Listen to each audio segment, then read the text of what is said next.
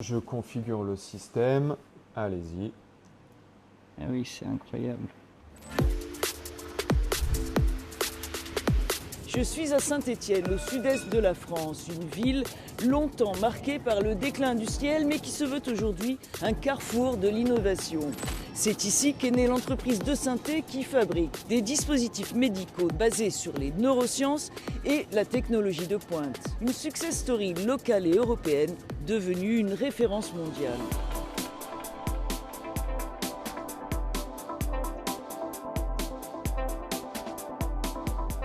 C'est dans ce parc technologique de la périphérie de Saint-Étienne que se niche l'entreprise, créée en 2017.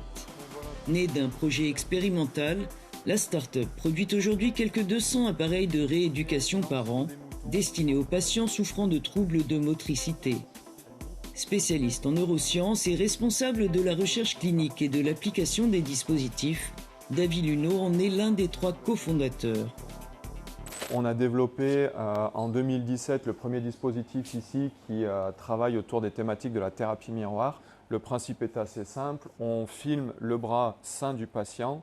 Avec le software, on va retourner l'image pour permettre au patient de voir sa main qui est paralysée bouger à nouveau. Et ce principe d'observation va aider à la plasticité cérébrale et à la récupération motrice. Allez-y tout doucement. Ok, un peu plus bas, très bien. Maintenez. Reposez bien à plat sur la table. Donc j'enregistre ce mouvement, il est automatiquement inversé en miroir. Vous allez faire la même chose en même temps, sauf qu'il n'y a pas la tasse. Donc allez-y tout doucement, faites l'approche, essayez de saisir la anse, soulevez un tout petit peu, ne la faites pas tomber. Tout doucement, vous reposez, vous la repositionnez bien droite. Et je vais vous dire, allez-y maintenant, attrapez la tasse, pour de vrai, allez-y. Et en fait, ce qu'on voit ici, c'est que vous faites le mouvement tout doucement. Oui, tout à fait. Pourquoi? Parce que vous avez vu ça juste auparavant, donc vous allez faire attention à la coordination, à la vitesse, et on voit, c'est aussi une façon de montrer la plasticité du cerveau.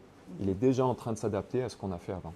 On travaille avec des patients donc, neurologiques, post-AVC, trauma crânien, neurodégénératifs comme des scléroses en plaques aussi, et puis en orthopédie sur des immobilisations ou des mains traumatiques complexes, ou des patients avec des syndromes douloureux type patients amputés. La dernière population, c'est les paraplégiques, les tétraplégiques. Avec le soutien de l'État français, l'entreprise va aussi équiper 45 hôpitaux ukrainiens de ces dispositifs. L'aventure de Synthé est née au centre hospitalier universitaire de Saint-Étienne, sous l'égide du responsable du service de rééducation pour adultes, le professeur Pascal Giraud, initiateur et cofondateur de l'entreprise. C'est en testant ce dispositif à visée au départ scientifique, neuroscientifique, on a pris conscience finalement que c'était un dispositif qui était aussi très intéressant pour la rééducation. Ce qui nous a motivés à cofonder de Synthé, c'est que ça nous paraissait évident qu'il fallait offrir à un maximum de patients ces possibilités thérapeutiques. Parce qu'il n'y avait pas en fait d'entreprise capable d'industrialiser ce type de dispositif en France, mais aussi ailleurs. C'est encore aujourd'hui un des seuls dispositifs qui permet justement de rééduquer la motricité à travers la vision du mouvement. Une technologie unique adoptée par des centaines de centres de rééducation en France. À une 60aine de kilomètres de Saint-Étienne, cette clinique de la périphérie de Lyon, chef-lieu de la région Auvergne-Rhône-Alpes, nous a ouvert ses portes. Suite à une infection, David a été atteint du syndrome de Guillain-Barré, une maladie neurologique auto-immune paralysante.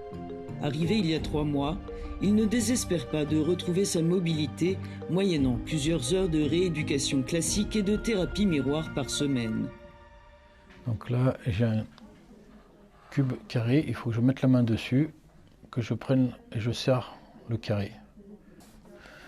Je prends ma main, je vais prendre le petit carré, je lève et je le déplace. Chez les patients qui sont hémiplégiques, on va utiliser le membre sain. Chez monsieur, les 2 mains sont atteintes. Du coup, là, c'est pas la main de monsieur, mais ça permet quand même de donner l'illusion que c'est la sienne. Comme j'ai perdu la motricité de tous mes membres, c'est très dur. Mais grâce aux soignants, beaucoup de persévérance, beaucoup de kiné, l'aide aussi des machines, j'arrive à récupérer petit à petit. Quand c'est nous qui leur montrons, ils auront plus de mal à le faire. que quand c'est à la machine où ils pensent que c'est vraiment leur main en fait qui vient bouger. On a de beaux progrès grâce à la thérapie miroir. Le quadriceps a bien progressé quand même. Maintenant, elle se lève bien quand même les jambes. Atteinte d'une maladie vertébrale, Dominique a été paralysée des membres inférieurs. Moi, j'adhère complètement à ce type de thérapie parce que mon cerveau, il a besoin de réenregistrer le schéma en fait corporel. Et donc là, l'objectif pour moi, c'est de reconstruire un peu les cellules nerveuses. L'avantage de cette installation, c'est que c'est sécurisé, qu'elle peut rester là en autonomie et que moi, je peux aller voir d'autres patients pendant ce temps aussi. C'est un soutien à la fois à travers du matériel, mais aussi à travers le personnel qui est présent. En fait, c'est un tout qui fait que, oui, on garde l'espoir d'aller vers l'avenir. Un avenir prometteur pour l'entreprise qui, outre les appareils basés sur la thérapie miroir, commercialise plusieurs autres plateformes intelligentes comme ces stations d'objets connectés remplies de capteurs ou ces tables à sphères offrant des exercices ludiques. On a voulu développer ici des espaces d'auto-rééducation qui sont tellement simples d'usage qu'ils vont permettre aux patients et à leurs familles de venir utiliser les dispositifs. Ça va permettre d'optimiser l'activité de rééducation qui est normalement prodiguée par les thérapeutes. Autant d'innovations brevetées qui ont permis à l'entreprise d'enregistrer une croissance de 60% en 2024. Elle réalise aujourd'hui un chiffre d'affaires de près de 10 millions d'euros et est présente dans une trentaine de pays, en Europe, en Asie, au Moyen-Orient, mais aussi aux États-Unis. Une dynamique soutenue par Nicolas Fournier. Fort d'une expérience entrepreneuriale, il est le troisième cofondateur et président de Desynthé. La réussite de la start-up, dit-il, repose largement sur l'engagement de ses 26 salariés envers les patients et le suivi constant réalisé auprès des clients. L'entreprise mise aussi sur son ancrage territorial et son réseau de partenaires locaux.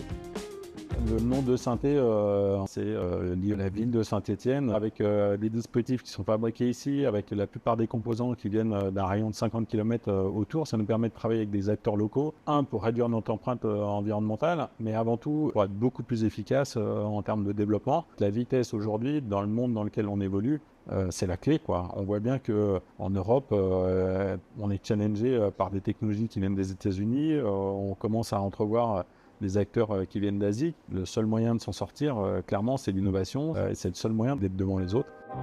Une volonté qui n'a pas fini de motiver les fondateurs de l'entreprise. On travaille actuellement sur des systèmes où c'est finalement la pensée du patient qui va commander le dispositif. On en développe d'autres. Donc on fait de la science pour faire des niveaux dispositifs, et on fait des niveaux dispositifs pour faire la science. C'est ça ce qui me plaît beaucoup aujourd'hui, c'est d'être dans cette spirale-là, en fait, et qu'elle se poursuive aussi longtemps que possible.